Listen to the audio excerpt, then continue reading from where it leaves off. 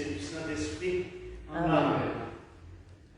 Mes très chers frères et sœurs, nous célébrons aujourd'hui une sainte assez récente et je sais qui fait plaisir à deux de nos religieux, le Père Guylaine qui a une grande passion pour elle et qui d'ailleurs possède une mèche de ses cheveux dans son oratoire, et aussi à notre frère Antoine, puisqu'il a fait ses premiers pas d'école dans le cloître même où a vécu Sainte Élisabeth de la Trinité à Dijon. C'est pas pour ça qu'il est devenu saint. Élisabeth de la Trinité est un petit peu une seconde Thérèse de l'Enfant Jésus, tant la similitude de vie se retrouve. Elles ont vécu à peu près à la même époque, puisqu'Élisabeth de la Trinité est née en 1880, Thérèse était née en 1872, donc vous voyez qu'il n'y a pas une grande différence. Et alors qu'une est décédée en 1897, l'autre, Élisabeth de la Trinité, est décédée en 1906. Toutes les deux sont nées dans des familles bourgeoises, assez aisées. Élisabeth, elle, n'a pas eu une vocation si précoce que Thérèse, puisqu'elle a eu une vie tout à fait normale, éducation normale, même si elle a connu aussi la souffrance, Thérèse ayant perdu sa mère à 3 ans, Élisabeth a perdu son papa à 7 ans. Ce qui à l'époque était quand même assez courant malheureusement. Mais c'est une souffrance et une blessure profonde. Élisabeth Cathèse, puisque c'était son nom de famille, d'origine pyrénéenne, va donc être élevée par sa mère qui va lui donner une éducation intellectuelle forte, mais aussi artistique et musicale, puisqu'Élisabeth va avoir un premier prix de conservatoire en piano et qu'elle va même être réclamée dans tout Dijon dès ses 13 ans afin de jouer dans des dîners, dans des fêtes familiales, pour jouer du Chopin, du Liszt, du Robert Schumann, j'ai vu. Donc elle a vraiment joué tous les grands compositeurs du XIXe siècle et elle était considérée comme une virtuose en piano. Donc elle aurait pu même faire une carrière assez exceptionnelle. Mais elle fréquentait sa paroisse, elle s'adonnait au catéchisme aussi dans la communauté paroissiale et elle a très vite été attirée par la vie religieuse et notamment par les carmélites de Dijon, qui à l'époque étaient donc en plein centre-ville. C'est ça, c'est bien en centre-ville, oui, je ne me suis pas trompé. Elle va les voir, elle assiste aux offices de l'autre côté de la grille, forcément. Elle y rencontre un père dominicain qui est l'aumônier du couvent et qui lui montre un petit peu ce chemin, mais sa maman est totalement contre, elle préférerait la marier à un bon parti. Forcément, une jeune fille bien éduquée et en plus avec des talents artistiques trouverait facilement un bon parti. Et il faut reconnaître qu'Élisabeth avait aussi une qualité, c'est qu'elle était extrêmement jolie. Quand on voit les photos d'elle avant son entrée au monastère, c'était une ravissante jeune femme qui devait en effet faire tourner bien les têtes et ouvrir des propositions de mariage, puisqu'à l'époque on ne proposait pas autre chose à des parents, mais qui ont dû lui ouvrir un grand nombre de propositions de mariage. Elle a lutté avec sa maman jusqu'à l'âge de 21 ans, car sa mère s'opposait totalement à sa vocation. Et ce qui est marrant, quand j'ai lu sa vie encore avant, c'est que sa maman s'est convertie, a compris qu'il fallait laisser sa fille entrer au Carmel, alors qu'elle était en vacances dans les Pyrénées et qu'elle a été de passage au Carmel de Tarbes. Et c'est ce Carmel, non pardon, pas le Carmel de Tarbes, le Carmel de Pau, je me suis trompé de ville.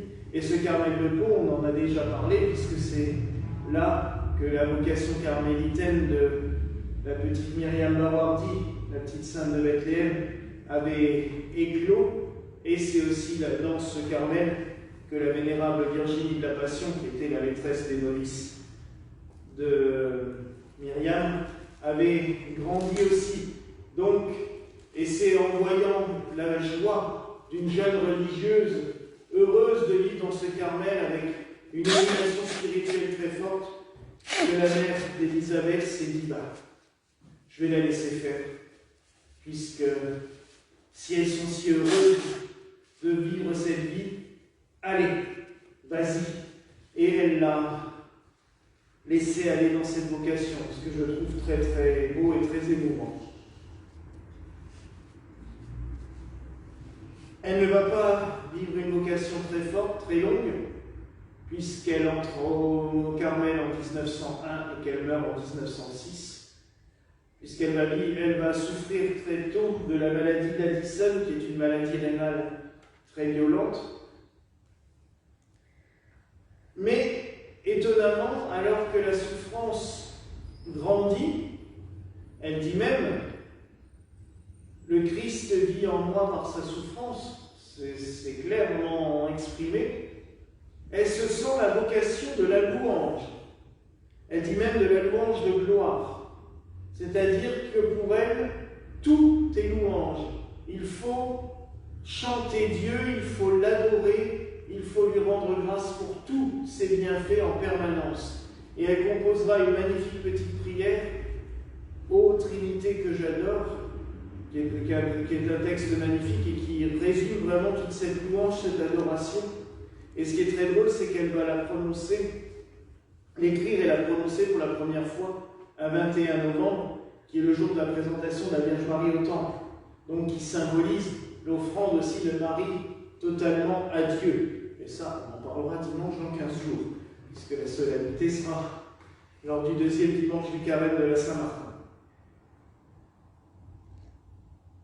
C'est aussi, encore une fois, avec Élisabeth de la Trinité, une petite voie qui nous conduit à la sainteté.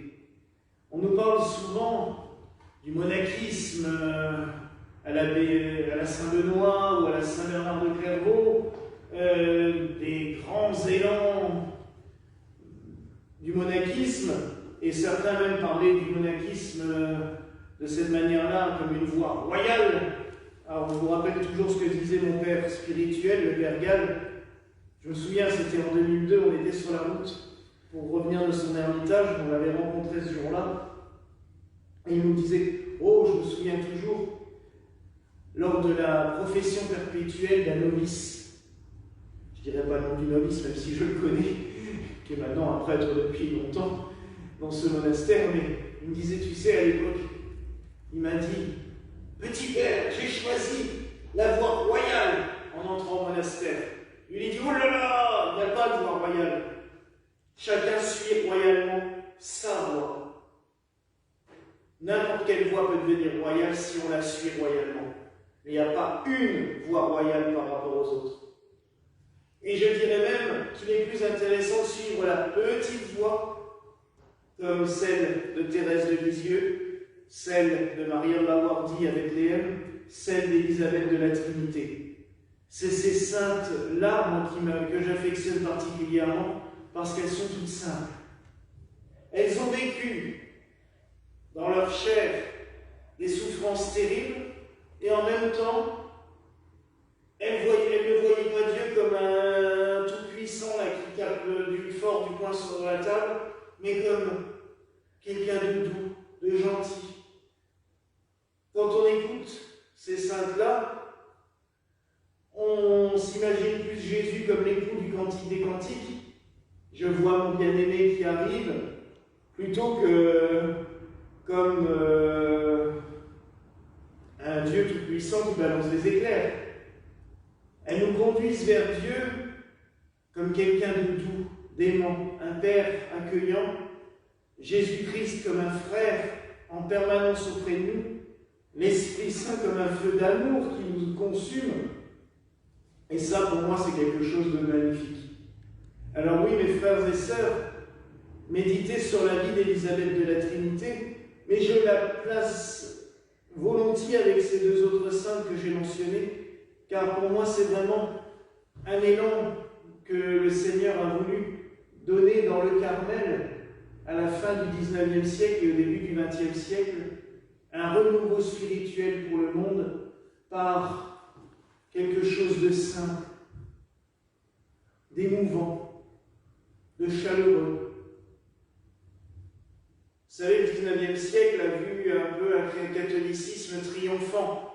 Après la Révolution, on a voulu reprendre un petit peu ce qu'on nous avait volé et on a construit des églises monumentales, on a fait des ordres bien en marche comme une armée en bataille. Et le Seigneur, lui, nous a donné des saintes beaucoup plus douces, beaucoup plus tendres, beaucoup plus calmes. Alors même si des fois ça fait sourire, Thérèse de l'Enfant Jésus avec ses petits bouquets de roses, ou Élisabeth de la Trinité, toute simple, toute menue, ou Marianne Bawardi, pareil, se promenant à Bethléem.